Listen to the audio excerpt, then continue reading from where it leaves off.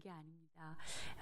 몇 해 전에 한 교회에서 강의 요청을 하셨는데 그때 제목을 주셨어요. 교회에서 다른 세대를 다음 세대로 이런 제목으로 해달라고. 근데 제목이 너무 마음에 들었습니다. 이 제목에는 다음 세대를 지금 다른 세대가 되어버린 현 위치와 그리고 이 세대가 어떻게 변화되기를 기대하는지 우리의 열망과 또 소망이 이 표현 안에 다 들어있다고 생각이 됐습니다. 화면을 주시나요? 이제? 네. 여러분은 어떤 세대이십니까? 미국 조사 연구기관인 퓨 리서치 센터에서 이렇게 세대를 구별했더라고요. 1945년생까지가 사일런트 세대. 혹시 지금 이렇게 개수해도 되나요? 네, 나는 사일런트 세대에 해당된다. 손 들어봐 주시겠어요? 한 분도 안 계세요? 네, 그럼 나는 베이비붐 시대다. 네, 저도 여기에 포함이 돼요. X세대. 네, 밀레니얼 세대. 1996년까지 태어나신 분들입니다. 그 다음에 지금 G세대라고 하는 97년생 이후 지금까지 태어나신 분들. 예, 이렇게 세대 구분을 했어요. 통상적으로 베이비붐 시대의 그 세대의 자식 세대가 밀레니얼 세대예요. 그러니까 저는 밀레니얼 세대를 낳았습니다. 그리고 X세대는 G세대를 낳으셨어요. 저보다 젊으신 분들은 지금 자녀 세대가 G세대인 거예요. 어쩜 다른 이름을 붙였다고 해서 다른 존재라고 여길지 모르겠습니다. 사회가 진화한다고 생각하는 사람들은 다음 세대를 우리보다 좀 더 진화한 세대라고 여길 수 있으실 겁니다. 그러나 영원한 진리이신 성경 말씀은 이렇게 얘기하고 있습니다. 마땅히 행할 길을 아이에게 가르치라. 그리하면 늙어도 그것을 떠나지 아니하리라. 그들이 늙은 세대가 되어도 변하지 않는 진리가 있는 것처럼 세대가 마치 사회적 현상에 따라 변하는 것처럼 보여도 영원한 진리의 말씀 앞에서 볼 때 그들은 똑같은 성정을 갖고 있는 세대며 하나님이 기대하시는 다음 세대가 있다는 것입니다. 밀레니얼 세대는 이랬어. MZ 세대는 이랬어. 지금 세대를 구별하며 거기에 맞춘 특별한 세계관이 있는 것처럼 말하지만 성경은 오직 한 길, 예수 그리스도의 가치가 있음을 우리에게 말씀하십니다. 그래서 우리에게 시편 90편 16절을 주셨습니다. 우리 함께 읽어볼까요? 시작. 주께서 행하신 일을 주의 종들에게 나타내시며 주의 영광을 그들의 자손에게 나타내소서. 동일한 진리를 가치를 가지고 있는 세대를 드러내셔서 영광을 그 자손으로부터 받으시기를 구하는 마음이 이 말씀에는 있습니다. 우리 이 말씀으로 제가 짧게 기도하고 그리고 계속 이야기를 진행하고 싶습니다. 같이 기도하시겠습니다. 주님, 우리에게 우리의 날을 세는 법을 가르쳐 주셔서 지혜의 마음을 얻게 해 주십시오.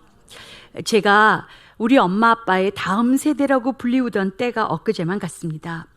우리 세대는 주님의 영광을 마음껏 누리고 경험한 세대입니다. 저희는 부족한 것이 없는 교회 생활을 했습니다. 그러나 주님, 우리의 오는 세대를 생각할 때 가장 안타까운 것은 이 세대가 진리에 대해 무지하고 무시하고 무관하게 사는 것입니다.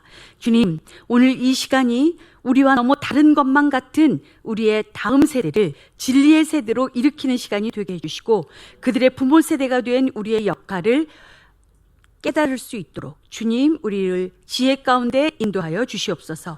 그렇게 행하실 주님을 신뢰합니다. 예수님 이름으로 기도드립니다. 아멘. 저는 불교 고등학교를 다녔습니다. 네. 요즘에 그런 학교가 있어요? 네.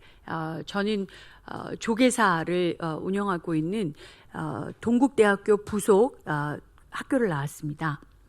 중학교 3학년 때 서울의 제기동에서 중국동으로 이사를 갔는데요. 이사를 간 집 근처에 이런 불교 고등학교가 있다는 걸 몰랐습니다. 우리 엄마도 몰랐습니다. 학교 배정 통지서를 받고 보니까 불교 고등학교였습니다. 당연히 저는 제가 기독교인이니까 불교 고등학교에는 들어가서는 안 된다고 생각했습니다. 그 학교에 들어가서 등교하는 것 자체가 매우 불경스러운 일이라고 생각했습니다. 저는 울고 불었습니다. 안 가겠다고. 엄마가 저를 데리고 학교에 가서 상담을 했는데요. 우리나라 교육법상 이미 배정받은 학교에서 다른 학교로 그대로 옮겨가는 일은 없다고 가르쳐 주었습니다. 일단 등록을 해야 된대요. 그리고 나면 전학 가면 된다고 저를 설득해 주었습니다. 그래서 알겠다고 엄마랑 같이 배정받은 학교에 갔습니다. 그리고 그런 이야기를 했어요. 했음에도 불구하고 그 담당하시는 선생님이 학교 앞에 가면 교복 맞추는 집들이 쭉 있는데 거기 가서 교복 맞추라고 그랬습니다.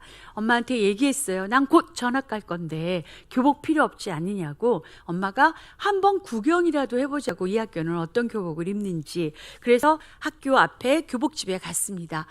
그리고 이렇게 생겼구나. 여고 시절 3년 동안 정들은 자주색 가방, 이런 노래가 있어요. 저희 시대에 유행하던 유행가인데 제가 바로 그 자주색 가방을 들고 다니던 학교 다녔는데요. 이제 구경하고 나오려고 그러는데 그 주인 아주머니가 막 우리 어머니한테 설교를 하기 시작했어요. 아유, 이렇게 대찬 사람들 처음 봤다고.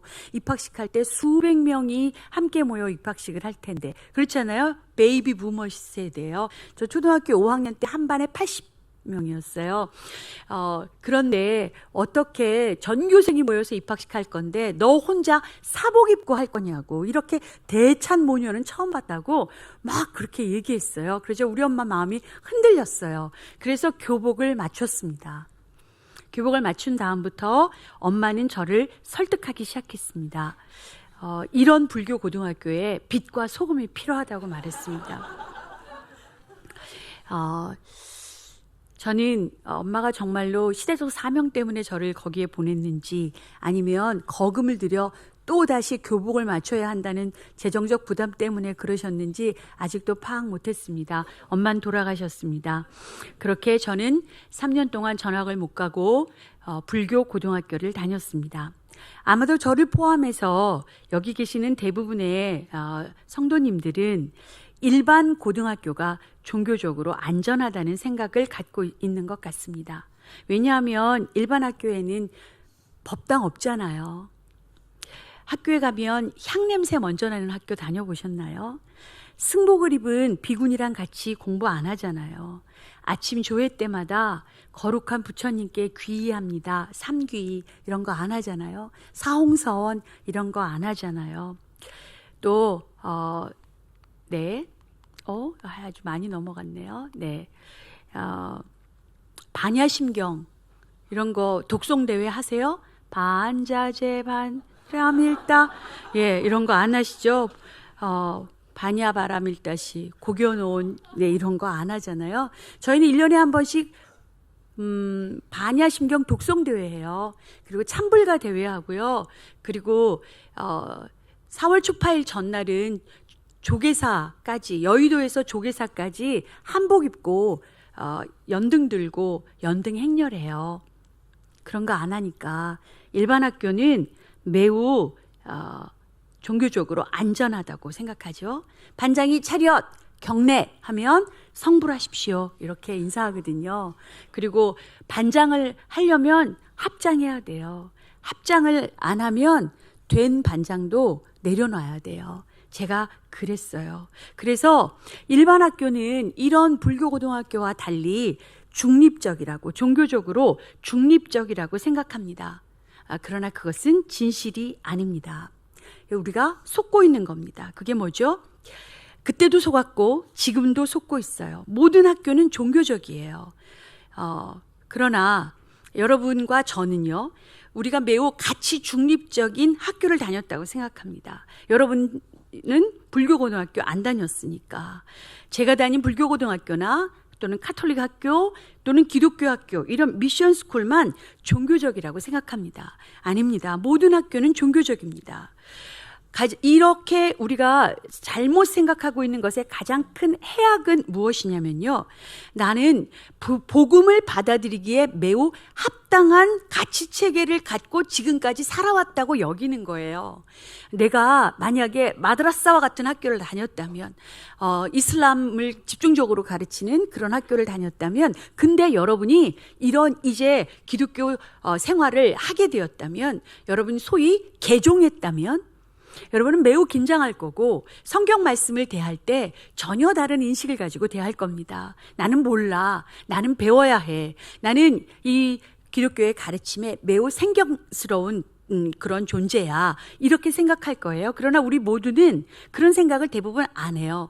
나는 쭉 주일학교에서 생활했어. 나는 쭉 교회 생활을 했어. 그렇기 때문에 난 아주 복음을 받아들이기에 합당한 가치관을 갖고 있어. 이런 생각을 합니다. 그러나 우리는 인본주의 세계관에 의해서 집중 양성된 사람들입니다. 그 인본주의가 체계화된 가치체계를 가진 믿음을 요구하는 종교라고 하는 사실을 인식하는 사람은 많지 않습니다. 실험과 관찰이라는 과학적인 방법을 통해서 그렇게 사실로 확인되지 않은 것은 존재하지 않는 것, 물질 아닌 것은 존재하지 않는 것, 그런 자연주의 철학에 의해서 우리는 양육받은 사람들입니다. 보이지 않지만 실제인 초자연적인 존재를 믿는 믿음보다 더 큰 믿음을 쓰면서 살아왔다는 사실을 인식해야 한다는 것입니다. 인본주의자인 칼 세이건이라고 하는 학자는 과학 자체가 이미 종교가 되었다라고 말하고 있습니다. 과학이 종교라는 거죠. 그러니까 내가 믿고 싶은 것만 믿게 되는 믿음의 행위가 과학을 하면서도 동시에 드러나고 있다는 거예요. 그러나 우리 자신들은 스스로에게 대해서 그렇게 인식을 하지 않기 때문에 간절함이 없습니다. 복음을 만날 때도 말씀을 공부할 때도 우리는 간절함이 없습니다. 내가 개종이 필요한 존재이며 개종했다는 사실을 인식하고 있지 못하기 때문입니다. 그러나 모든 학교는 교육 철학을 갖고 있습니다. 그래서 공립학교도 우리가 일반 학교다라고 말하는 공립학교도 종교적 성향을 띠고 있습니다. 그러니까 여러분은 자녀들을 학교에 보내면서 종교기관에 위탁하는 것입니다.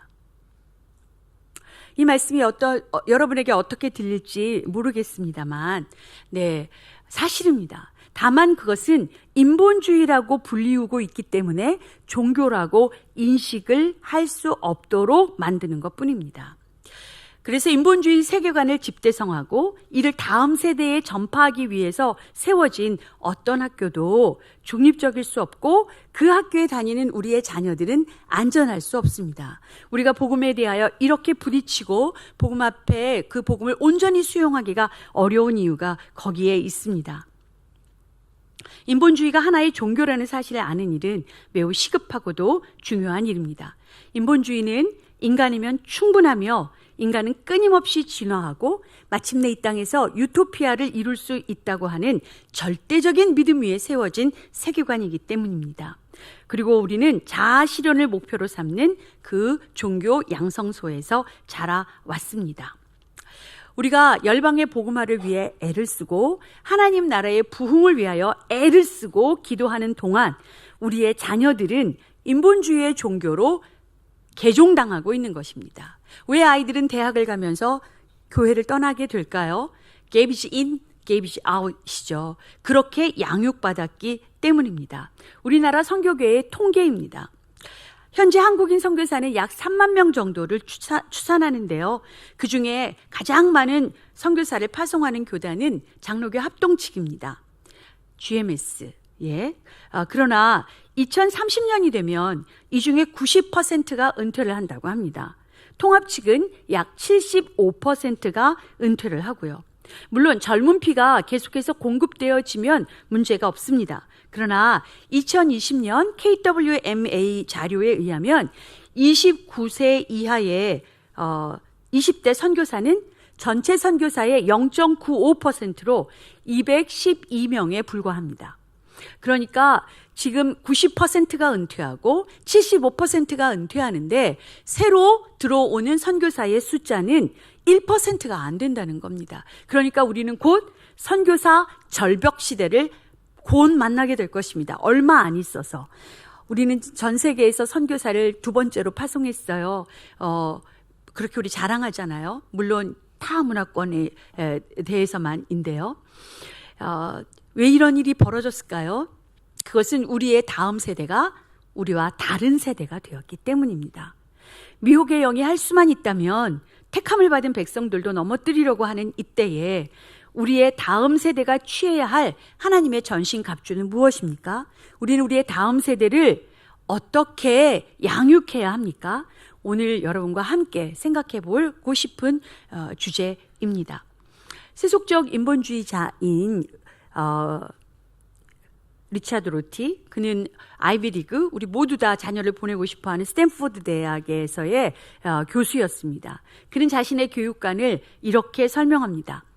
아이들이 학교에 들어올 때, 그들은 기독교 학생들이 학교에 들어올 때 편견에 가득 차 있고 동성애를 혐오하는 이런 모습으로 학교를 들어온다는 거예요. 근데 그들이 학교를 떠날 때에는 나와 흡사한 시각을 가질 수 있도록 상황을 조종하는 것, 이것이 나의 교육관이다, 이렇게 말합니다. 이것이 소위 잘 나가는 대학의 교수들이 갖고 있는 교육관입니다.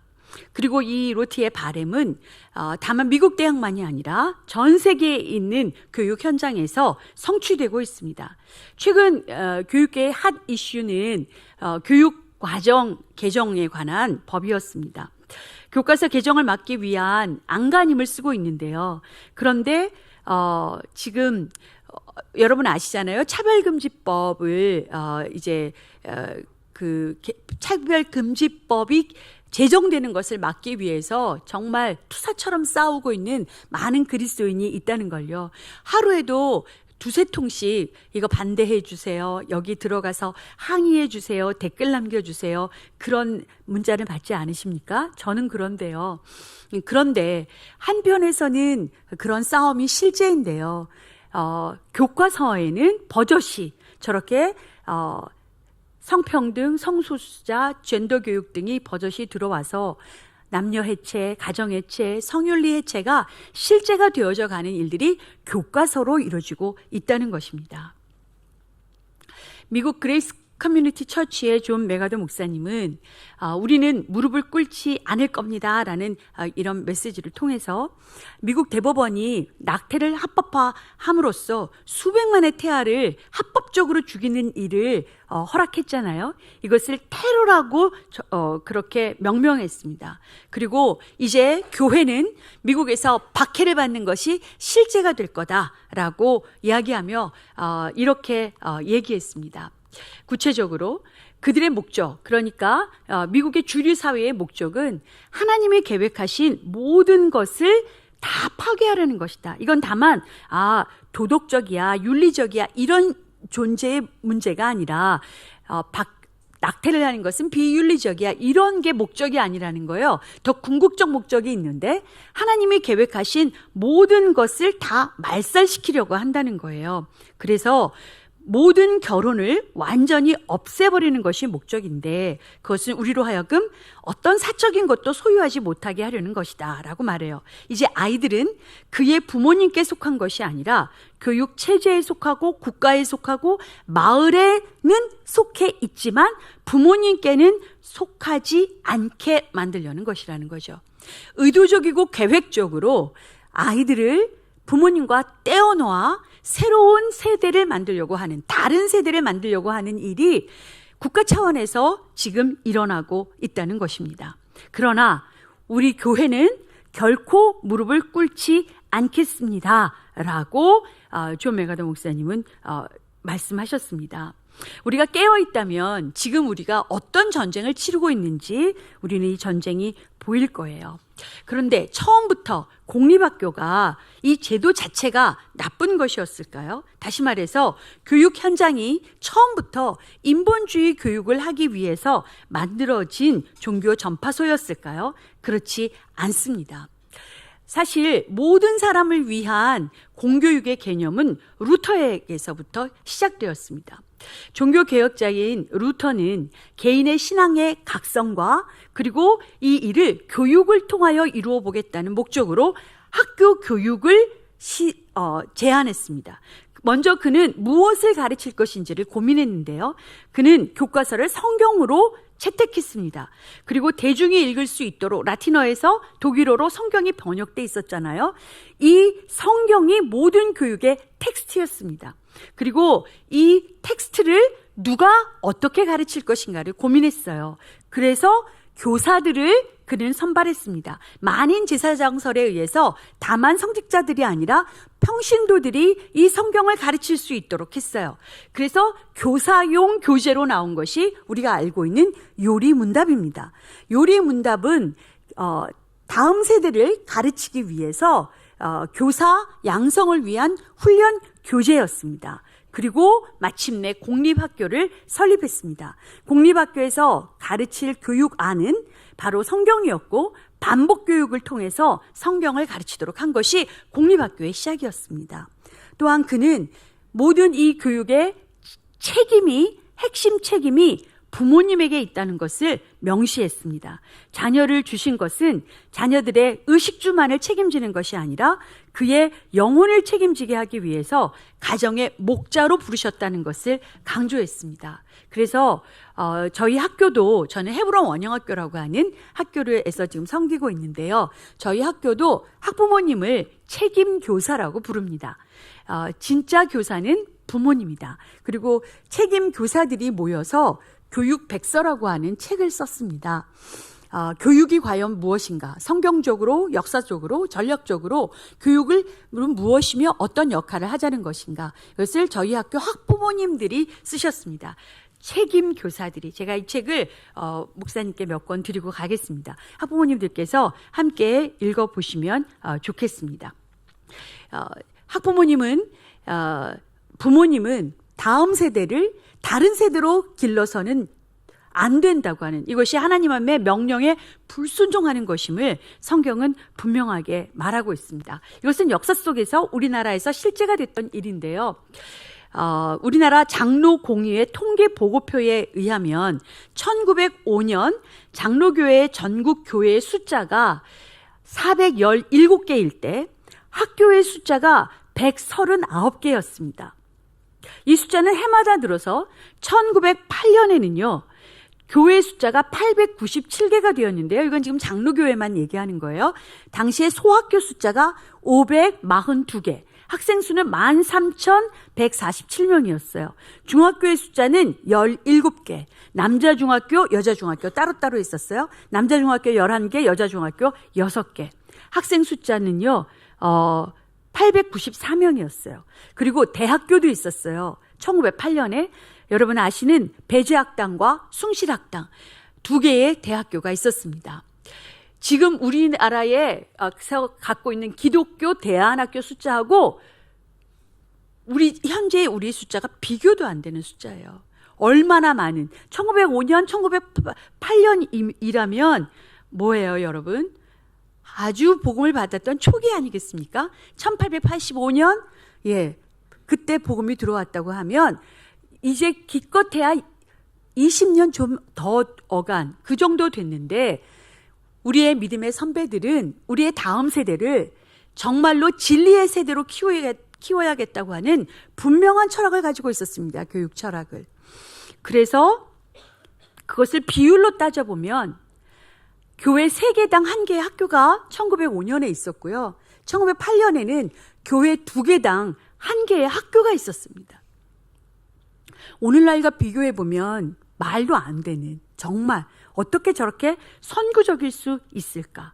그들이 학교를 설립한 동기는 하나같이 성도의 자녀들을 교육하기 위함이었습니다. 우리의 진정한 다음 세대를 얻기 위함이었고요. 다음 세대를 통해서, 자녀들을 통해서 하나님의 영광을 받도록 하시기 위함이었습니다. 그러나 우리나라가 일제에 합병되고 난 만 1년이 지난 1911년 8월에 조선 총독부는 제1차 조선 교육령을 공포합니다. 그리고 지속적으로 사립학교 탄압 정책을 밀고 나갔습니다. 그 결과 교회의 학교 사역은 눈에 띄게 쇠퇴하게 되었습니다. 이제는 그 그루터기만 남아있는 것 같습니다. 여러분, 작년부터 기독교 사학법이 지금 시행 중입니다. 기독교 사학법을 악법이라고 규정하고 지금 모든 교회, 대형교회 목사님들이 앞장서셔서 지금 재개정, 사립학교법을 재개정하기 위해서 애를 쓰고 있는데요. 그 과정은 아주 복잡합니다.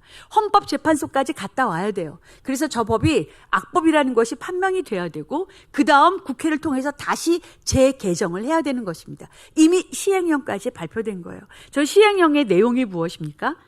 이제 사립학교에서 교사 양성을 위해서 제일 중요한 것은 사실 교사거든요. 근데 그 교사를 채용할 때 그 교사 양성을 위한 채용을 위한 필기시험을 시도 교육감에게 의무적으로 이양해야 되는 거예요. 그러니까 사람을 뽑을 때 인사권을 시도 교육감이 갖는다는 것입니다. 기독교 학교에서도 말입니다. 그래서 오늘날 기독교 정말 가치관으로 이 복음의 가치로 십자가 복음으로 아이들을 양육한다고 하는 것은 너무너무 어려운 일이 되었습니다, 여러분. 지금 이 토보 원영학교 여러분은 어쩌다 이런 학교에 들어온 것이 아니라 정말 하나님의 특별한 계획과 특별한 은혜 가운데 있다는 것을 여러분 반드시 아셔야 한다고 생각합니다. 이제 루터에게서 보았던 그 한국 교회 초기에 보았던 교육의 원형은 오늘날 공립학교에서 찾아보기 어렵고 심지어 사립학교에서도 그 모습을 찾기가 어려울 수 있겠습니다. 이 일은 어쩌다 보니 오늘날과 같은 현상을 맞닥뜨리게 된 것이 아닙니다.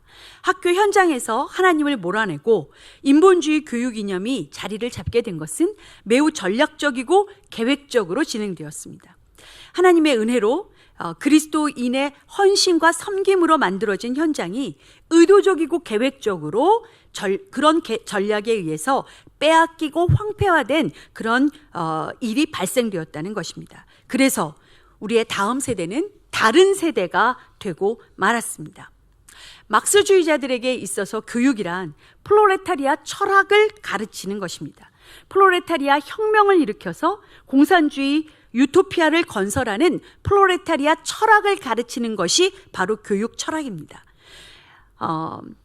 마르크스주의 교육의 기본 임무는 그래서 모든 다음 세대가 종교적인 영향력에서 벗어나도록 해야 되는 것이며 과학이 종교와 대립되는 것이기 때문에 결코 양립할 수 없다는 것을 가르칩니다. 그들에게 교육은 이데올로기를 심어주는 도구고요. 궁극적으로 막스주의 사회에 어울리는 시민을 양성하기 위한 도구라고 여기고 있습니다. 여러분은 통진당 소녀를 혹시 아십니까? 박근혜 대통령 탄핵이 한창일 무렵 한 뉴스에서 통진당 소녀가 인터뷰를 했습니다. 저는 고등학교 3학년입니다. 그 소녀는 이렇게 말했습니다. 저는 여러분은 어떻게 생각하실지 모르지만 저는 플로레타리아입니다. 이 플로레타리아인 이 사회를 바꿀 수 있는 유일한 방법은 플로레타리아 혁명 외에는 없습니다. 그러면서 막 울었습니다. 이것이 고등학교 3학년 아이의 고백이었습니다. 그들은 세상에 대하여 모든 관점이 유물론이라고 하는 안경을 쓰고 봅니다. 다른 나라에서 일어난 일이겠지? 천만에요.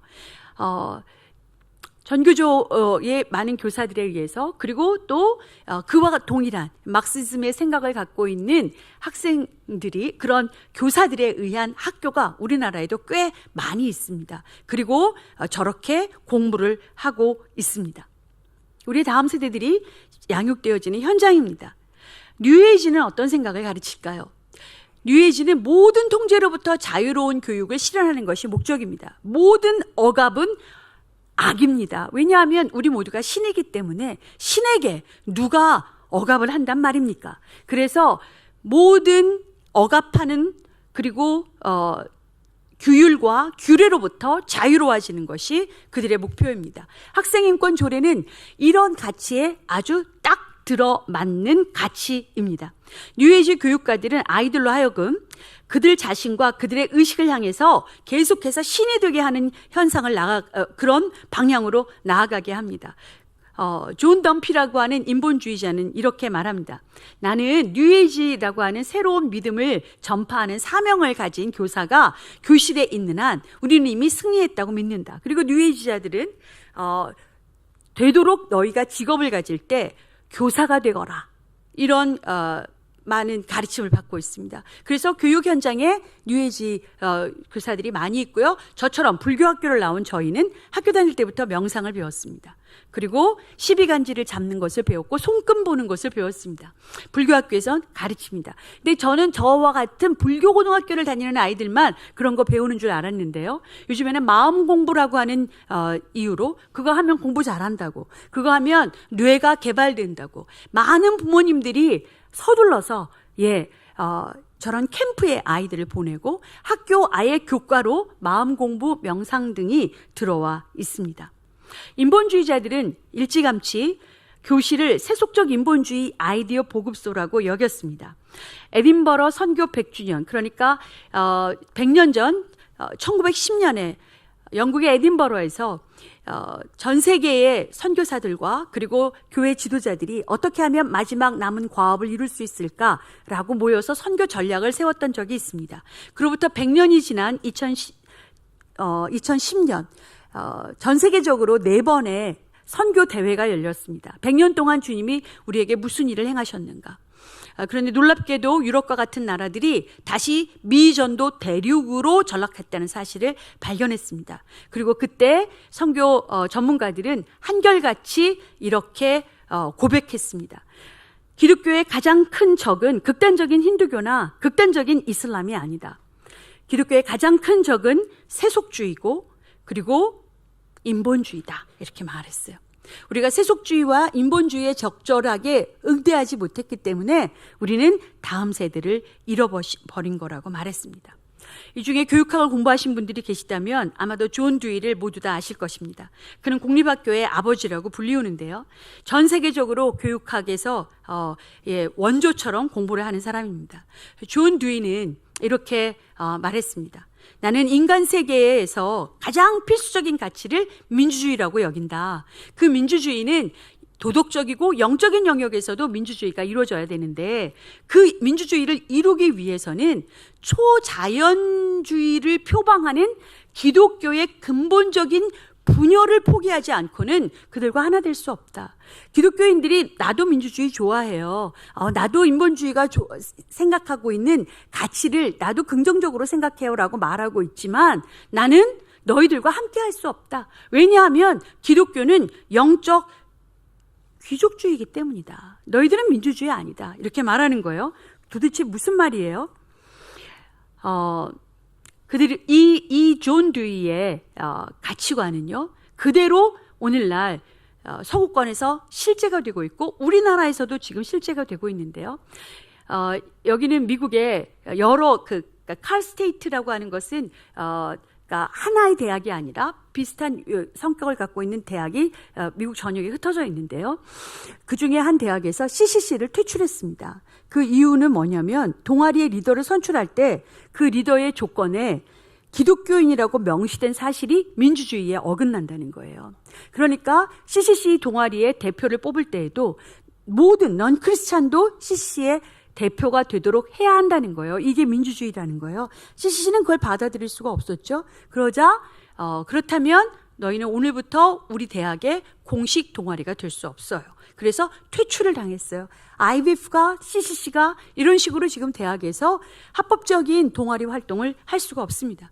우리는 학생 자원 운동을 통해서 보험을 받은 사람들이고 우린 지금도 학생 운동, 학생 선교 운동을 통해서 많은 사람들이 선교사로 일어나 열방에 나아가기를 기대하며 선교 한국과 같은 대회를 지금도 갖습니다. 그러나 이제 대학에서 복음을 전하는 일은 점점 힘들어지고 있고, 서울대는 복음을 전하지 말라고 하는 카드를 제시하는데도 복음을 전하면 그는 공경에 처하는 이런 그가 속한 동아리가 학교에서 퇴출당하는 그런 일들이 실제로 지금 벌어지고 있습니다. 무신론의 기초 위에 세워진 학교에서 아이들은 하나님 없이도 인간의 지성이 계속 발전하고, 그리고 인간의 지성이 발전하면 마침내 유토피아를 세울 수 있다는 그런 가치를 향해서 줄다름치고 있습니다. 인간이 인간을 구원할 수 있는 능력이 있다고 여기는 오만함, 인간이면 충분하다는 그런 구호 아래 살아가고 있는 것입니다.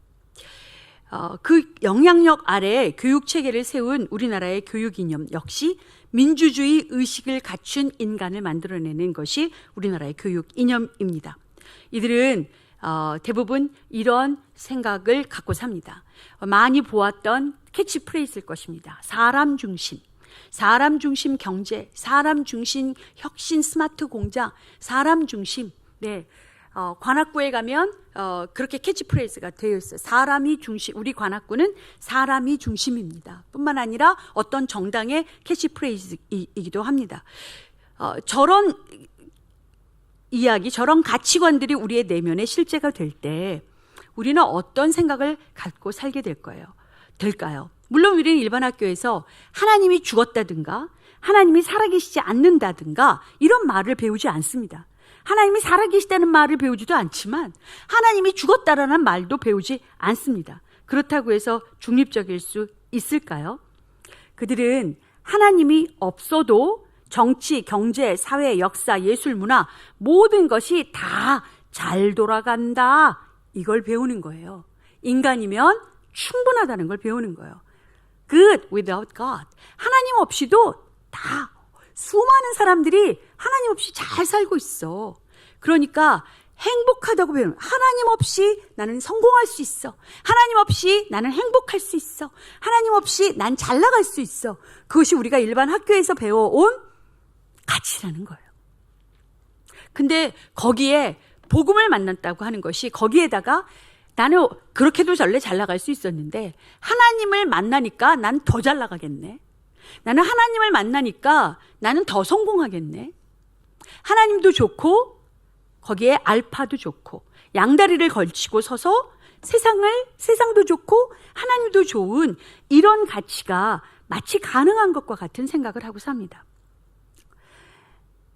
우리는 저런 가치를 배우고 자랐고요. 지금 학교에서 아이들이 저걸 배우고 있습니다.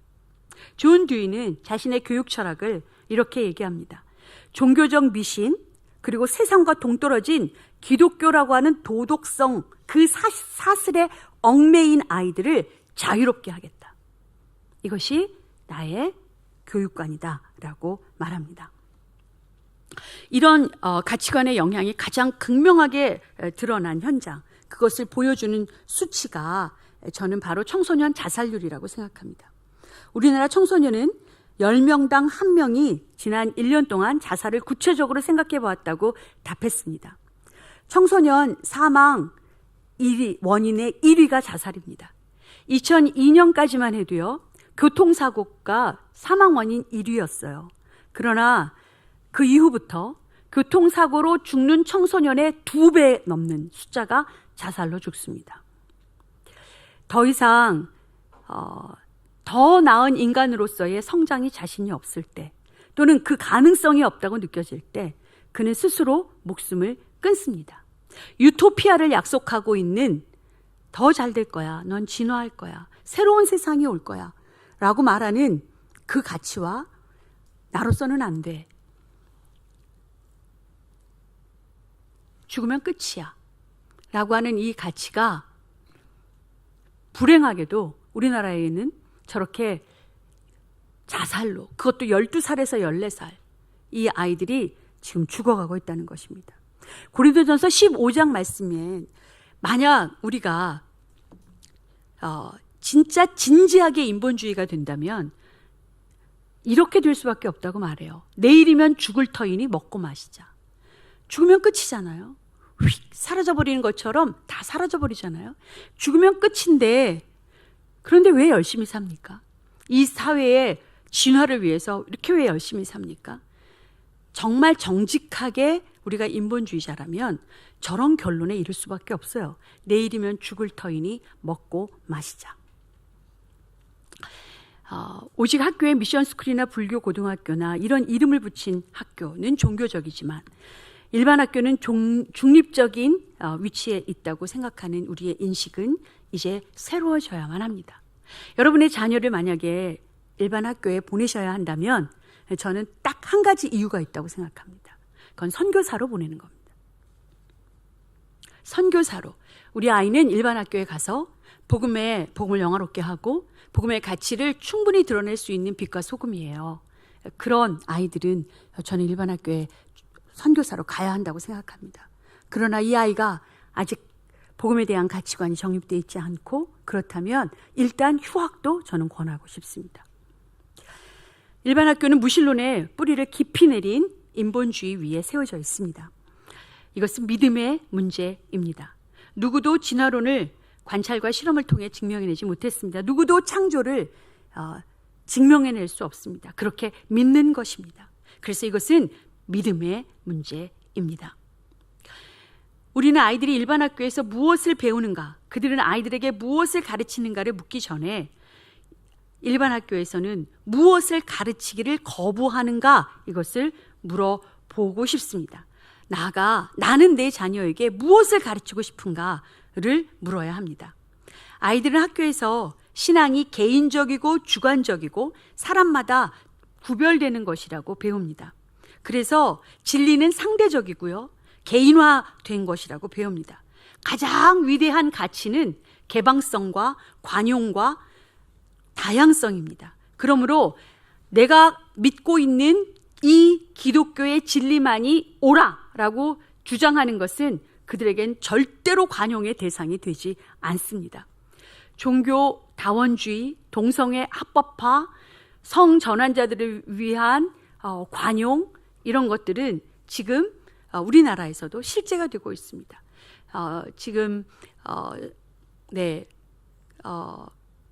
성공회 대학교 안에 저런 이제 화장실들이 세워지고 있습니다. 수십 가지의 성이 존재할 수 있고요. 아침엔 여성이었다가 저녁 땐 남성이 될 수 있습니다. 언제든 내가 원하는 대로 성을 바꿀 수 있고요. 이제 성전환 수술을 받지 않아도 성전환이 합법화되었습니다. 그게 얼마 전 우리나라 법원에서 그렇게 결정했습니다. 그러나 우리는 이 세대에 우리 아이들에게 절대 믿음을 가르치고 싶습니다. 마음과 뜻과 정성을 다하여 하나님을 사랑하라고 하는 그 일을 가르치고 싶습니다. 이 일은 틀림없는 충돌이고요, 전쟁을 거치지 않으면 안 됩니다. 도덕이 개인적인 선호의 문제, 그러니까 난 동성애가 싫어, 난 동성애가 좋아, 낙태가 좋아, 낙태가 싫어, 이런 따위의 선호의 문제로 여겨지게 된 것은 과학혁명 이후 서구에서 생겨난 사상입니다. 우리는 동성애가 싫은 아이들을 만나면 반가워서 막 악수합니다. 나도 동성애 싫어하는데 너도 동성애 싫어하니? 이건 잘못된 표현입니다. 동성애는 싫고 좋은 문제가 아닙니다. 동성애는 죄입니다. 옳고 그름의 문제입니다. 그러나 우리는 이미 이렇게 우리의 사상과 개념에서 아주 일반화되고 있습니다. 경험과학을 진리의 유일한 원천으로 받아들였습니다. 실험하고 관찰하는 것. 과학혁명은 우리에게 그런 결과를 가져왔습니다. 그래서 보고 듣고 만지고 무게를 달고 길이를 측정하고 이런 것만이 지식이다, 이렇게 여기게 되었어요. 그러나 도덕적 진리는 시험관에 넣어서 실험하고 관찰할 수가 없어요. 그러니까 이제 도덕적 진리를 가지고 옳다 그르다라고 말할 수 없어. 그거는 감정이야. 좋아 싫어 이렇게 얘기하는 거지. 봐봐, 자연 질서란 객관적 지식의 대상이 돼. 하지만 도덕적 질서는 그건 주관적이고 감정일 뿐이야. 너의 가치의 문제지 그건 사실의 문제가 아니라고. 그래서 우리는 나는 혼전 성관계가 좋아. 나는 혼전 성관계가 싫어. 도둑질하면 안 돼. 도둑질은 싫어. 도둑질은 나는 안 할 거야. 애매모호한 용어들을 쓰기 시작했습니다. 그래서 도덕의 궁극적 원천이었던 종교 역시 신뢰를 잃었습니다. 적어도 하나님은 존재하시는가? 이것은 철학적 문제였고, 그리고 얼마든지 일반 학문에서 연구하고 고민할 수 있는 주제였습니다. 그러나 이제 하나님은 그런 공적인 자리에서 다루는 문제가 아니라고 여겨지게 되었습니다. 경험주의의 등장과 함께 종교는 개인적인 감정의 문제로 되었습니다. 너는 하나님이 있다고 생각하니? 너는 하나님을 좋아하니? 나는 하나님을 싫어해. 이렇게 되어버렸습니다. 그래서 하나님을 배우는 것은 개인적이고 주관적인 영역에서 가능합니다. 너가 혼자서 기도하는 건 할 수 있지만 이렇게 공원에 나와서 전도하는 건 하면 안 돼. 왜냐하면 하나님과 관련된 것은 너의 주관적이고 개인적인 영역이거든. 그래서 우리는 모든 영역에서, 그것이 사적인 영역이든 공적인 영역이든 모든 영역에서 통합적이고 일관성이 있는 세계관이 존재한다고 하는 이런 진리 자체가 무너져버린 세계를 살고 있습니다. 그래서 우리는 적당히 우리의 세계관에 우리는 2층 집을 두고 살아갑니다. 그러나 이것은 거짓말입니다. 2층 집을 두고요, 우리의 아래층에는 경험적인 사실, 객관적인 지식을 다루는 영역이에요. 그리고 2층에는 도덕과 종교라는 이름의 주관적 가치를 다루는 문제입니다. 그래서 이것이 사실을 다루는 것이면 공공의 장소에서 얘기할 수 있지만, 이것이 너의 가치를 다루는 일이면 그것은 아주 개인적이고 주관적인 문제라고 생각합니다. 그래서 종교와 정치는 말하면 안 된다고 여깁니다. 정치에 대하여 어떠한 입장을 갖는 것은 그것은 불가능한 일이라고 생각합니다. 종교에 대하여 공공의 장소에서 말하는 것은 안 된다고 말하는 것입니다. 거짓말입니다, 여러분. 우리의 세계관은 마음과 뜻과 정성과 힘을 다하여 주 너의 하나님을 사랑하라. 나의 모든 삶의 영역에서 복음이 영화롭게 되어져 있는 가치를 가지라는 것입니다. 이것이 진정한 교육입니다. 이와 같은 세계관이 우리에게 미친 가장 큰 오류는요, 성경이 사실이 아니라고 하는 생각을 집어넣은 것입니다. 왜죠? 성경은 가치니까요. 성경은 나에게 은혜를 주고 가슴이 뜨거워지고 마음이 충만해지고 눈물이 쑥 나오게 하는 그런 나의 가치에 해당되는 부분이지, 성경은 사실이냐 아니냐, 오병이어가 사실이냐, 주 예수 그리스도께서 다시 오시는 것이 사실이냐, 이런 문제가 아니라고 여겨지게 된 것입니다. 그래서 그들은 이렇게 얘기합니다. 과학은 세상이 어떻게 존재하는지를 설명하고 종교는 세상이 왜 존재하는지를 설명한다. 이건 옳은 말입니까? 그른 말입니까? 우리 토부 학생들 대답해 주시겠어요? 저 말은 T, 참이에요? F, 거짓이에요? 그럼 두 번째 문제. 과학은 우리에게 지식을 제공하고 종교는 의미를 제공한다. 저건 참입니까? 거짓입니까? 그렇죠. 거짓이죠. 그럼 이 문제는 그리스도가 죽은 자들 가운데서 부활하신 것은 지식이며 동시에 의미이다. 거짓? 이건 참인데. 그리스도께서 죽은 자들 가운데서 부활하시지 않았다면, 이게 사실이 아니라면 그것이 어떻게 의미일 수 있어요? 사실이기 때문에 의미가 있는 거죠. 저 태양이 어떻게 존재합니까? 저 나무는요, 저 꽃은 어떻게 존재합니까? 하나님이 만드셨어요. 과학과 종교를 저렇게 분리시키는 개념이 아니란 말이에요. 통합적으로 우리 안에 이미 형성되어 있는 가치를 성경은 요구하고 있습니다. 사도들에게 예수 그리스도께서 죽으시고 다시 살아나신 이 사실은 역사적인 사실이었고요. 그렇기 때문에 그들은 죽음을 각오하고 나아가서 복음을 전파할 수 있었습니다. 사실이 되지 아니하면 용기는 안 생깁니다. 결국 우리에게 있어서의 지금의 싸움은 그것이 너에게 얼마나 의미가 되어 있느냐, 이거보다 더 먼저 우리가 고민해야 될 일은요, 그것이 정말 사실이냐는 거예요. 저는 그것이 십자가 생활화일 거라고 믿습니다. 세계관이란, 가치관이란 관념에 관한 이야기가 아닙니다. 그 사람이 사는 모습이고요. 실제 그 자기가 믿고 있는 바 가치가 사실로 드러나는 것입니다. 성경의 메시지가 힘이 있는 것은 그것이 참이기 때문입니다. 그것이 참되다는 사실, 곧 객관적이고 보편적이고 우주적으로 참되다는 이 사실, 이 확신에서 우리는 성경대로 살아갈 힘과 용기를 얻습니다.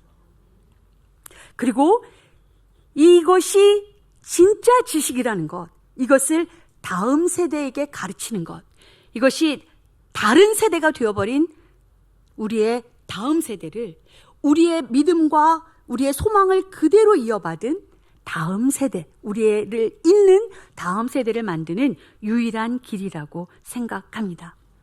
여러분, 소설을 읽으면서 감동을 받아보신 적 있으시죠? 없으세요? 네. 영화를 보면서 울어보신 분 계세요? 너무 감동받아서 영화를 보다 울어봤다. 너무 메마르시네요, 여러분. 제가 한 분 손 드셨어요. 예. 지금 다 졸고 계시는 건 아니죠.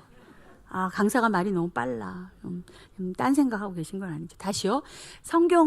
소설을 읽거나 아니면 영화나 드라마를 보다가 너무 감동을 받아서 울어본 적이 있으신 분. 네, 이렇게 많으신데. 네, 지금 다 돌아왔습니다.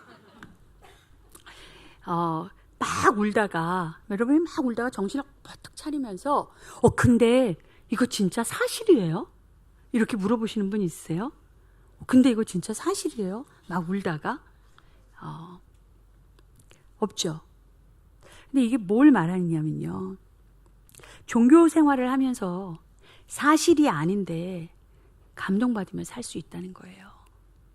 내가 눈물이 나온다고, 내가 은혜를 받았다고 착각하는 이런 생각들이요. 내가 감정적 충만함을 느낀 것이 내가 사실로 여기는 믿음이 아닐 수 있다는 것입니다. 그래서 속고 사는 거예요. 속고 신앙생활을 할 수 있다는 거예요. 하나님의 말씀의 존재 여부, 그 말씀이 과연 사실이라는 것을 믿지 않고도 얼마든지 종교 행위를 하고 그 종교 행위로부터 즐거움과 의미를 얻을 수 있다는 것입니다. 사람들은 각자의 정서적 필요를 해결하고 자신감을 얻는 일에 이르기까지 여러 가지 방법으로 문제를 해결하며 살아가고 있습니다. 그리고 그런 일을 위해서 영성을 선택합니다. 그러나 돈을 버는 일, 질병 치료와 같은 심각한 문제에 직면하게 되면 사람들은 진짜 지식을 구합니다. 여러분이 만약에 은행 창구에 가서 적금을 들려고 하는데요. 직원한테 이렇게 말하는 거예요. 제 형제님이 만약에 은행 직원이라고 해봐요. 제가 매달 10,000원씩 10년을 부으려고 그래요. 그러면 10년 후에 얼마를 제가 적금을 탈 수 있을까요? 이렇게 물어봤어요. 얼마를 탈 수 있어요? 원금이 얼마나 돼요? 제가 산수가 약해가지고 제가 한 달에 10,000원씩 10년 부으려고 그러거든요. 도와주세요. 얼마 할 수 있어요? 1,200만 원? 120만 원? 120만 원 그거밖에 안 돼요? 와, 어쨌든 120만 원이라고 믿고 제가 그냥 받아들입니다. 네, 120만 원이래요. 근데 이제 형제님 저한테 이렇게 상담을 해주시는 거예요. 10년 후면 120만 원을 받을 거라는 그런 생각이 들면서 마음이 뜨거워지네요. 그 생각을 하자 울컥 눈물이 나려고 그래요. 어머나, 이자까지 받을 거라는 생각을 하니까 가슴이 뜨거워져요. 만약에 그렇게 얘기한다면 어떻게 반응하시겠어요? 그 은행과 계속 거래하시겠어요? 저는 형제님을 떠나겠어요. 그리고 다른 은행을 찾겠어요. 그런데 우리는 신앙생활을 하는 영역에 있어서는 사실이 아니어도 되는 것을 당연하게 여긴다는 거예요. 그리고 내 감정에 그냥 뜨거워지고 은혜를 받으면 그러면 된다고 여긴다는 거죠. 절대로 내 삶에 있어서 돈을 버는 일, 질병 치료 같이 이건 너무 심각한 문제야 라고 생각하는 것에는 절대로 이와 같이 어리석게 접근하지 않는다는 거예요. 그러나 영원한 영생이 달려있는 문제, 정말로 나의 영원이 달려있는 이 문제보다 더 심각한 문제가 있을 수 있을까요? 그 심각한 문제를 다루는 데 있어서는 감정의 유희 정도로 이해하고 받아들이고 넘어간다는 거예요. 죄를 지으셨나요? 그럼 당신이 지옥 갈 수 있겠다는 느낌이 들어요. 기도했나요? 죄책감이 사라졌나요? 그 죄책감만 사라지면 돼요. 마음 편안하시죠, 지금? 해방감이 막 느껴지지 않으세요? 그러면 된 거예요. 신앙생활은 그러면 된 거예요. 우리의 다음 세대가 학교에 가서는 하나님 없이도 넌 성공할 수 있어. 넌 행복할 수 있어. 하나님 없이도. 이걸 계속해서 주입받고, 그리고 교회에 와서는 넌 찬양을 하는데 가슴이 뛰었지. 막 뛸 때 뭔가 막 카타르시스가 느껴졌지. 찬양하고 손 들고 밤새도록 그러면서 너 안에 막 기쁨이 생겼지. 이 두 개의 가치를 병행하면서 가고 있잖아요. 그것이 과연 온전한 신앙생활일까요? 성경 말씀이 진짜 지식이라는 사실을 다음 세대에게 가르치는 것, 저는 그것이 무엇보다 중요하고 우리가 먼저 가르쳐야 될 참 지식이라고 생각합니다. 그래서 다음 세대와 이 싸움을 하고 계시는 우리 학부모님들, 그리고 이 자리에 계시는 또 토부 원영학교 우리 선생님들 너무 축복하고, 그리고 너무 감사합니다. 저는 똑같이 저도 다음 세대와 함께 저 산골짜기에서 촌에서 살고 있는데요. 저희 학교의 인재상은 순종의 전문가입니다. 하나님께서 창조하시고, 그리고 그분이 지금도 통치하시는 주권자라고 하신다면, 우리가 그분께만 순종할 수만 있다면, 그러면 가장 모든 것들이 가장 완전한 안전지대에 있다. 그리고 우리는 주님의 놀라운 통로가 될 수 있다라는 것을 믿습니다. 그러나 이 진리가 제게 실제가 되기까지에는 너무나 많은 시행착오를 거쳐왔고, 지금도 좌충우돌하고 있습니다. 네, 뭐가 됐다라고 말할 수가 없어요. 계속 싸우고 있습니다. 그래서 저에겐 부끄러운 얘기가 참으로 많습니다. 그 중에서 부끄러운 얘기 하나를 하고 오늘 마치려고 합니다.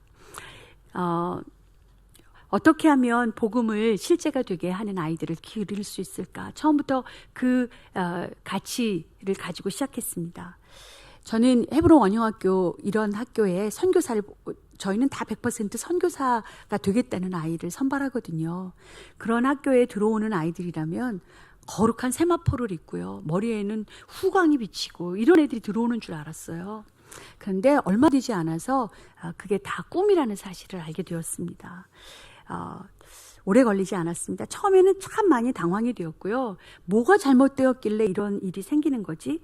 빨리 문제를 시정하고 문제를 해결하려고 하는데 무척 조바심을 내기도 했습니다. 그런 때를 지나가던 어느 날이었습니다. 이젠 됐겠지, 이 정도 말했으면 이 아이가 알아들었을 거야 라고 하는 이슈가 있었습니다. 한 아이가 계속해서 반복해서 이성교제 문제가 생겼습니다. 저희 학교는 이성교제를 아주 엄하게 다룹니다. 이성교제는 반드시 징계를 합니다. 그런데 어떤 친구가 이제 이성교제를 해서요, 벌써 한 두어 차례 징계를 받았어요. 그런데도 또 문제가 생긴 거예요. 너무 질긴 거예요. 그런데 몇 차례 이 아이와 싸웠기 때문에 저는 이제 내가 교장인 내가 들어가서 이 아이랑 만나서 얘기하면 네, 제가 정신을 잘못 차렸습니다. 이제 정신 차렸습니다. 이제 똑바로 하겠습니다. 이렇게 대답할 걸 기대하고 수업에 들어갔습니다. 그래서 그 수업에서 진도 안 나가고 걔가 마침 거기에 있었거든요. 걔랑 이야기를 시작했어요.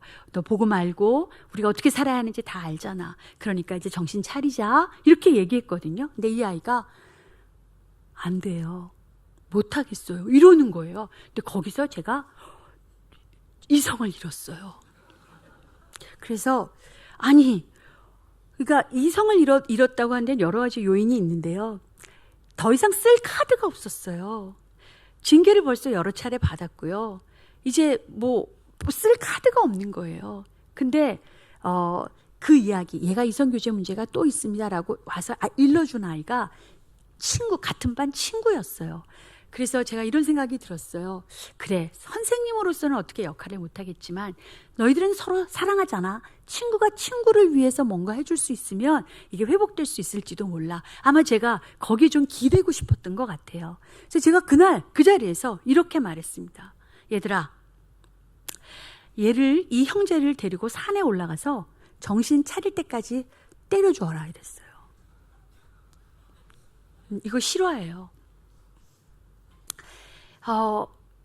모르겠어요. 저의 그때의 정서를 그런지 하여튼 교장선생님이 이 문제 다 책임질게. 너희가 만약에 이 친구를 때려줘가지고 이 친구가 정신만 차리고 복음 앞에서 똑바로만 선다면 괜찮아. 이 일로 인해서 발생되는 모든 문제는 교장인 내가 책임질게. 알았지? 그리고 다만 우리의 이 죽기 싫어하는 우리의 이 옛자, 이 정말 병든 자, 이 아사셀의 어린 양이 어떻게 처리되었는지만 선생님한테 와서 말해줘. 이렇게 얘기하고 전 수업에서 나왔어요. 그리고 이제 다른 뭔가 바쁜 일을 했었던 것 같아요. 한두 시간 지났을까요? 갑자기 교장실 문이 거칠게 두드려졌어요. 밖을 나갔더니 얼굴이 벌건 아이들이 땀을 뻘뻘 흘리면서 거기 대여섯 명이 이렇게 선생님, 저희 산에 갔다 왔습니다. 이렇게 하면서 있었어요. 맞아. 내가 너희한테 그렇게 말했지. 그래서 애들을 데리고 회의실에 들어갔어요. 그랬더니 애들이 이렇게 말했어요. 선생님, 저희가 올라가서 얘를요 패주려고 그랬는데요. 패줄 수가 없었어요. 우리가 다 똑같은 죄인이고 저희는 안 들킨 죄인이고 얘는 들킨 죄인일 뿐인데 저희가 어떻게 얘를 패주겠어요. 그래서 막 울었어요. 그렇게 말했어요. 속으로 그래 얘들아 바로 그거야. 선생님이 원했던 게 바로 그거야. 너희가 서로 막 울고 막 이러면서 그럴 때 성령님이 너희 가운데 일하시고 너희는 서로 정신을 차리며 나의 정체성을 회복하고 너희는 회복될 거지. 맞아. 그래 너무 잘했다. 선생님이 원했던 게 그거였어. 그런데요 선생님, 그때 한 아이가 얘가 이렇게 소리쳤어요. 얘들아 우리 여기 왜 올라왔니? 우리 순종의 전문가잖아. 예수님, 교장 선생님 말에 순종해야지! 이렇게 말했다는 거예요. 그러자 애들이, 맞아! 교장 선생님이 얘를 패주라 그랬어! 그래가지고요, 걔들이, 하나아이는 걔를 붙잡고, 나머지 애들은 돌아가면서 걔를 때려줬어요. 그리고 맞은 애는, 나는 죽어야 돼. 그러면서 계속 일어나고, 더 맞아야 돼. 이렇게 하고, 그리고 때리는 애는 울면서, 내가 너를 어떻게 때리니? 이렇게 하면서 때리고. 그래서 이제 애들이랑 얘기했어요. 그래, 그래서 이제 정신 차렸지? 그래, 너무 고맙다. 그러나 앞으로는 절대로 이런 일이 있어서는 안 돼. 그리고 너희들끼리 막 이렇게 때리고 이런 거 절대로 이러면 안 돼. 우리 기도하자. 은혜롭게 기도하고, 그리고 마무리하고 나왔어요. 그날 밤 일기를 쓰는데, 갑자기 내가 무슨 일을 저지른 거지? 갑자기 제정신이 돌아왔어요. 제정신이 돌아오면서 내가 아주 위험한 일을 했고 비성경적인 일을 저질렀으며 절대로 교사로서는 해서는 안 되는 일을 했다는 사실이 비로소 깨달아졌어요. 그리고 성경 말씀이 생각났습니다. 민수기 20장 말씀이었어요. 모세에게 주님이 말씀하셨잖아요. 그냥 내라, 물 줘라. 그 말 안 듣고 모세, 물 막 이렇게 하는 이스라엘 백성들한테 물 주라 그랬거든요. 근데 모세가 어떻게 해요? 내가 반석을 쳐서 물을 내랴! 이러면서 성질을 내면서 지팡이를 내리쳤고, 그리고 반석에서 물은 나왔으나 그 일로 인하여 너는 나의 거룩함을 드러낼 수 있는 통로가 될 수 없다라고 말했어요. 그리고 너는 여기까지다. 그를 느보산에 올라가서 한번 보여주고요. 너 여기까지야. 너는 나와 함께 가나안으로 들어갈 수 없어. 이 말씀이 그냥 꿰어져서 생각났습니다. 그리고 알게 되었습니다. 아하, 나 여기까지구나. 나는 하나님의 성품을 드러내는 것이 바로 교사의 자격인데, 그리고 교사에게 기대하는 것이 있다면 바로 하나님의 성품의 통로가 되라는 건데, 나는 모세가 성질냈던 것과 똑같이 나는 그 통로가 될 수 없구나. 시편 말씀에 이런 말씀이 있습니다. 그들이 또 무리와 물가에서 주님을 노하시게 하였으므로 이 일로 모세까지 화를 입었으니 그들이 모세의 기분을 상하게 하여 모세가 망령되이 말을 하였기 때문입니다. 깨달았습니다. 아, 주님은 용서하고 싶으셨구나. 그리고 나를 통해서 또 용서를 하시고 싶으셨구나. 나는 그럴 자격과 성품이 안 되는구나. 애들 이렇게 개기는 것은 정말 이래도 나 사랑해요? 이래도 하나님이 나 사랑해요? 하나님은 진짜 사랑의 하나님이에요? 그러면서 나한테 그거 지금 보여달라고, 진짜 사랑의 하나님인지 보여달라고 그거 말씀하시는 건데 난 안 되는구나. 그러면서 하나님이 이 아이들에게 또 속고 싶고 또 사랑하고 싶은 그 하나님의 마음을 알게 되었습니다. 그래서 저는 교장 이사장님께 사표를 썼습니다. 제가 이런 잘못을 저질렀습니다. 전 여기까지입니다. 교장을 그만두겠습니다. 그렇게 하고 장문에 제 카톡을 써서 이사장님께 보냈습니다. 보내놓고 긴 밤이었습니다. 다음날 이른 아침 이사장님한테서 답이 왔습니다. 나도 그런 교장 선생님과 함께 공부를 했었더라면 얼마나 좋았을까요? 그런 내용과 함께 용서한다는 그런 내용이었습니다. 용서를 받았지만 아이들과 학부모님들 앞에 저의 죄는 너무 분명했습니다. 전교생 앞에서 용서를 구했습니다. 학부모님들께 편지를 드려서 용서를 구했습니다. 저는 이 과정을 지나면서 제가 제 마음 안에 가장 두려웠던 건 저의 이 행동으로 말미암아 아이들이 하나님을 오해하고 복음을 오해하는 거였습니다. 아, 여긴 기독교 학교. 선생님이 저렇게 하는 것이 성경적 태도. 그러면 하나님은 저런 분이구나. 그것을 오해하지 않도록 하는 이것이 무엇인지, 그게 저에게 가장 큰 고민이었습니다. 그래서 제가 할 수 있는 최선은 저의 진정성을 담은 용서를 구하고 저의 죄를 고백하는 거라고 생각했습니다. 그런데 놀랍게도 제가 제 죄를 인정하는 순간 그 두려움을 덮고도 넘치는 사랑이 제게 임했습니다. 그 순간까지 깨닫지 못했던 주님의 사랑이었습니다. 저는 지금까지 모세를 자기 연민으로 바라보고 있었습니다. 모세 중심주의 이런 거죠. 불쌍하다 모세, 고생 있는 대로 하고 이스라엘 백성들 광야까지 데리고 나와서 이렇게 고생을 하고 가나안에 못 들어가고 느보산에서 그저 한번 쳐다보고 말다니, 아우 불쌍해서 어떻게 모세, 저 그렇게 생각했었더랬습니다. 그런데 제가 그 밤에 용서를 구하고 아이들한테 용서를 구하고 부모님들에게 편지를 쓴 그 밤 주님 저를 찾아오셨습니다. 그리고 저에게 이렇게 가르쳐 주셨습니다.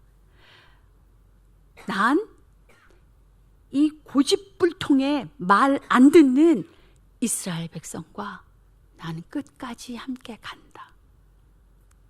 나 복음은 끝까지 함께 간다. 율법은 갈 수 없는 그곳, 율법은 절대로 갈 수 없는 그곳, 그 복음의 땅에 나는 이 백성을 데리고 나는 간다.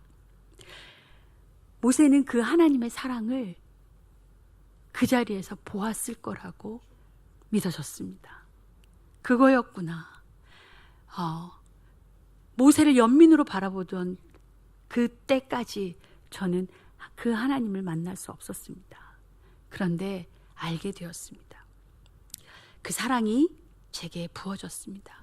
그날 모세에게 부어졌을 그 사랑이 제게 부어졌습니다. 여러분, 우리가 세상의 가치대로 그래, 너 하나님 없이 성공해보자. 넌 잘할 수 있어. 행복할 수 있어. 그걸 가르치는 것이 아니라면 그러면 우리는 무엇을 가르치는 것입니까? 우리는 이 아이들에게 복음을 가르치는 것입니다. 그러나 누가 복음을 가르칠 수 있다는 말입니까?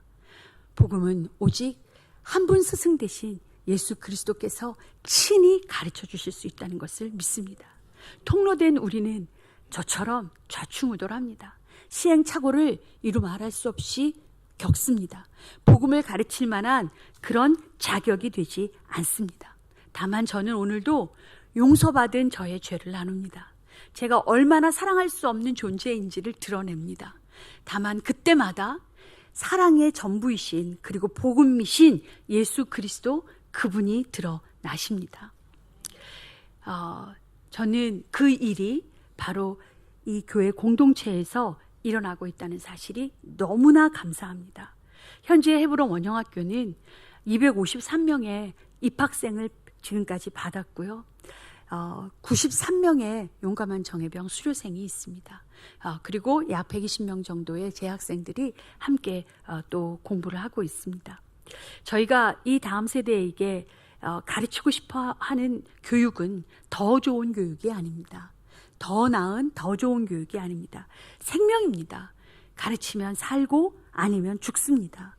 아직도 두려움에 휩싸여서 먹고 사는 것을 주님께 맡기지 못해서 성공을 위해 전전긍긍하고 있는 그런 부모님들은 아이들을 주님께 맡길 수 없습니다, 여러분. 세상을 통치하느냐 아니면 잡아먹히느냐. 놀랍게도 그 열쇠는 아이들이 갖고 있지 않습니다. 부모님들이 갖고 계십니다. 저는 교육을 다음 세대를 위한 구원 사역이라고 생각합니다. 교육의 목적은 변화에 있습니다. 그러나 진정한 변화란 마음의 변화입니다. 누가 마음을 바꿉니까? 오직 주님만이 하실 수 있으십니다. 그러므로 교육은 그 마음을 바꾸는 구원 사역입니다. 그렇게 칠 때 교육은 놀라운 선교 전략이 됩니다. 그리고 이곳에 계시는 우리 선생님들은 최전선에 계시는 최전방 개척 선교사입니다. 여러분, 우리 다음 세대에게 예수 그리스도를 가르쳐 주십시오. 그것이 우리 세대가 해야 할 우리의 책임입니다. 믿음의 증인들은 자신의 믿음을 고스란히 다음 세대에게 물려주었습니다. 모르드게는 에스더를 길러서 위기 가운데 있는 민족을 구했습니다. 바울에게는 디모데가 있었습니다. 예수 그리스도에게는 12 제자가 있었습니다. 모세에게는 여호수아가 있었습니다. 아브라함은 순종의 아들 이삭을 길렀습니다. 이 얘기를 거꾸로 하면요, 에스더가 가능한 이유는요, 모르드게 때문입니다. 디모데가 가능했던 이유는요, 바울이 있었기 때문입니다. 여호수아에게는 모세가 있었습니다. 아브라함 없는 이삭은 없습니다. 여러분에게는 여러분의 다음 세대가 있습니다. 그리고 그 다음 세대에게는 여러분 부모 세대가 있습니다. 그러면 우리 하나님 나라는 부흥될 것이고 선교 그것은 완성될 것입니다. 우리는 그 일을 위하여 부름을 받았습니다. 여러분, 주님의 종들에게 주님께서 하신 일을 드러내 주셔서 그 자손에게는 주님의 영광을 나타내 주십시오. 세 번역입니다. 저 기도가 실제가 되어서 헤브론 원영학교가 생겼습니다. 저희를 헤브론 원영학교로 처음 불러주셨던 말씀이었습니다. 함께 이 외로운 길을 함께 가는 동지들이 있어서 저는 너무 행복하고요. 그리고 이곳에서 길러진 우리의 다음 세대들과 또 헤브론 원영학교에서 길러진 우리의 다음 세대들이 틀림없이 하나님 나라를 위하여 전 우주적 교회로서 함께 연합하여 갈 것을 저는 신뢰합니다. 그 일을 위해서 같이 응원해 주시고 그리고 여러분도 그 걸음을 같이 걸어주시면 감사하겠습니다. 아멘. 기도하겠습니다. 사랑하는 하나님, 참 감사합니다. 동일한 가치를 갖고 있는 그리고 동일한 곳을 바라보고 있는 동지들이 있어서 정말 감사합니다. 하나님, 우리들에게 이 믿음 더욱 굳세게 해주십시오. 우리의 다음 세대가 전혀 진리와 상관없는 다른 세대가 되어져 가는, 떠밀려가는 아버지 이 위기의 때에 우리 복음과 기도로, 우리 십자가의 복음으로 우리의 다음 세대가 하나님의 영광을 드러내는 세대로 세워지도록 이 교회와 그리고 우리 학교 가운데 주님 끝까지 일해 주시기를 간절히 신뢰합니다. 주님의 은혜를 간구합니다. 그렇게 행하실 주님을 신뢰하고 예수님 이름으로 기도드립니다.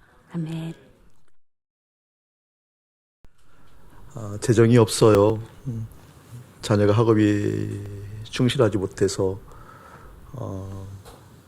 성적도 떨어지고 사업도 잘 안 돼요. 그리고 삶의 자리에서 이러한저러한 열등의식이 쌓이고 그런데 전능하신 하나님이 계신 건 알겠는데 그 하나님으로 행복할 수 없다는 생각이 더 들어오는 거예요. 그 하나님으로 가나안 땅이 확인이 되지 않는 거예요. 그게 우리 실상이잖아요. 삶의 이러한저러한 일들, 가치들이 하나님을 믿는 믿음보다 더 앞서 있잖아요. 그러한 것을 내려놓는 시간 사랑하는 여종을 통해서 나타내 보여주신 것 같아요. 주님으로 충분한가라는 것이 종교적 구호가 아니라 실제라는 것. 우리 돈 떨어지면 죽으려고 그러잖아요. 그것도 힘들고 어렵잖아요. 거기다 하나님이 대입하면. 근데 그 하나님 그거 충분하게 만족시키지 못해서 행복할 수 없다고 생각하는 게 우리잖아요. 그 실존을 돌이키는 시간 다시 한번 갖기를 주의 이름 축복합니다. 아까 우리 20대가 2030년 되어지면 선교사가 줄어서 선교사 절벽이 이루어진다 그러는데 2030년 되어지면 목사님들이 45%가 줄어요. 실제 통계가 나온 거예요. 그러니까 이제 목사가 없어요, 목사가. 2030년 얼마 안 남았잖아요. 2030년 되어지면 목사님들이 45%가 줄어요, 그냥. 세대가 그렇거든요, 세대가. 말씀이 흐를 수 없는 세대. 하나님의 사랑이 그대로 흘러갈 수 없는 세대가 그냥 되었거든요. 그 일에 대해서 우리의 마음에, 하나님의 마음에 부어지는 역사가 또한 있기를 주의 이름으로 축복합니다. 오늘 식사 교제하면서 우리 선교사님이 저에게 묻더라고요. 학교 어떻게 시작하셨냐고. 학교를 시작하게 된 동기가 뭐냐고. 저는 사실 학교 하고 싶지 않았었거든요. 여러분 잘 아시잖아요. 학교를 시작하라는 말씀을 받은 적도 없고 그리고 학교를 해야만 된다라는 강력한 어떤 동기부여 같은 게 사실은 없어요. 다만 한 가지 하나님께 저에게 주신 마음은 우리 기성교육이 인본주의 교육으로 살게 되어지면 아이들 망친다라는 그 메시지는 선명하게 알고 있죠. 보통 목사라 하면. 그러니까 일반 교육이 갖고 있는 문제의식이 저에게 무거웠어요. 그래서 그런 이야기를 우리 한 40여 명 모였을 때 우리 교우들로 좀 나누기 시작했어요. 근데 대책 없이 세 가정이 아이들을 학교에 안 보내기 시작한 거예요, 그냥. 근데 그 아이들이 우리 교회 운동장에 왔다 갔다 하니까 그 꼴을 보기 싫더라고요. 나는 무슨 대책이 있었던 것이 아니고 뚜렷하게 말씀 받은 것 아닌데 그냥 학교를 보내면 안 될 것 같은 마음 들고 인본주의 교육이 얼마나 하나님을 왜곡하는가에 대해서 그 문제의식을 알으니까 그걸 나누는데 학교를 보내지 않은 거예요. 그래서 아이들 교회 마당에 어슬렁거리는 것이 싫어서 그 아이들 데리고 시작한 거거든요. 아까 우리 선교사님 부끄러운 고백을 했는데 저는 그 부끄러운 고백이 내 마음속에 수도 없었어. 하나님께 어느 날 그런 얘기 했거든요. 하나님 차라리 내가 교회 2개 하고 만다고. 아이들이 저를 대적하는데 이건 못 보겠더라고요. 말은 예하는데 영적으로 대적하는 거 보이니까 못 견디겠더라고요. 자존심 상해서. 목사님 눈 피해서 화장실 들어가서 막 이런 유튜브 보면서 낄낄거리는 거 막 피가 상해서 못 보겠더라고요. 이런 얘기를 해버렸네.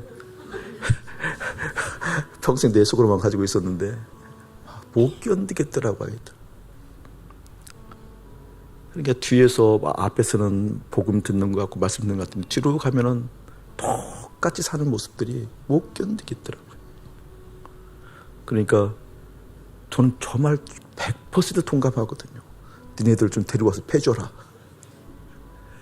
내가 정말 사주 진단까지는 책임진다. 뭐 이렇게. 그래서 똑같은 마음이거든요. 근데 저는 표현은 안 했어요. 근데 그 마음이 계속 있었거든요. 하나님, 내가 목기를 두 개 하고 말지 못한다고. 그때 하나님께서 어느 날 저에게 너무나 선명하게 가르쳐 주셨어요. 아이들 안에 죄가 대적한다는 것을 보여주시더라고요. 제가 너무 놀랐어요. 저 아이들의 속에 죄가 나를 대적하는 거였구나. 그때 정신이 번쩍 났거든요. 그때 이를 악물고 시작하려고 그러던데 이를 악물지 않아도 봐지는 힘이 생기더라고요. 사랑은 할 수 없는데 내 마음에 견디는 힘이 좀 생기더라고요. 그러면서 우리 선교사님들 만나고 또 헤브론도 만나고 하는 과정에서 주님께서 이끌어가는 너무나 놀라운 그림들을 봐요. 역시 주님이 하시는구나. 역시 당신의 일은, 당신의 계획은 당신의 시간표에 맞추어서, 당신의 뜻에 맞추어서 그 사랑을 우리 가운데 넉넉하게 나타내 보여주시고 이끌어가시는구나 라는 것을 보고 있는 거거든요. 그래서 기대가 돼요, 우리 저 아이들이. 그래서 우리 저 아이들이 기대가 되고 좋아요. 오늘도 제가 무모한 짓을 우리 아이들하고 했는데 농구해서 진 사람이 아이스크림 내기를 했어요. 내가 100전 100패죠. 4패죠.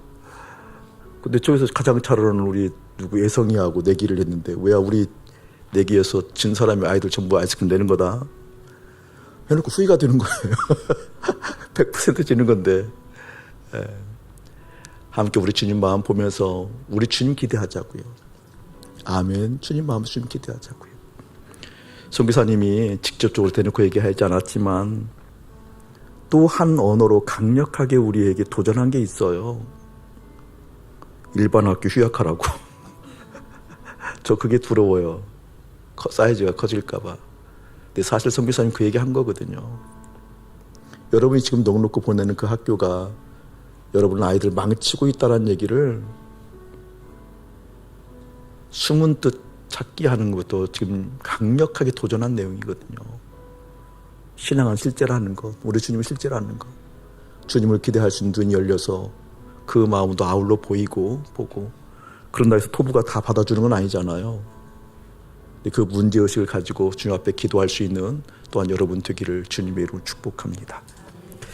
이제는 우리 주 예수 그리스도의 은혜와 우리 아버지 하나님의 극진하신 사랑하심과 성령 하나님의 감화가던 교통하심이 다른 세대라는 것을 느끼면서도 애써 감추고 속이고 아니다라고 내가 스스로 그려낸 세상이 있다고 그렇게 주님을 속였던 마음들을 회개하오니 용서하여 주옵소서. 이제 다른 세대가 아닌 하나님께서 만든 새로운 세대로 그 다음 세대를 바라볼 수 있는 영적인 눈, 믿음의 눈을 주셨사오니 기꺼이 순종의 걸음을 걷기로 원하는 사랑하는 교회된 우리 모두와 우리 하나님을 바라보는 하나님의 사람들과 주님의 역사 가운데 하나님을 기대하는 모든 이들 가운데 이들로부터 영원 무궁토록 함께 할지어다. 아멘.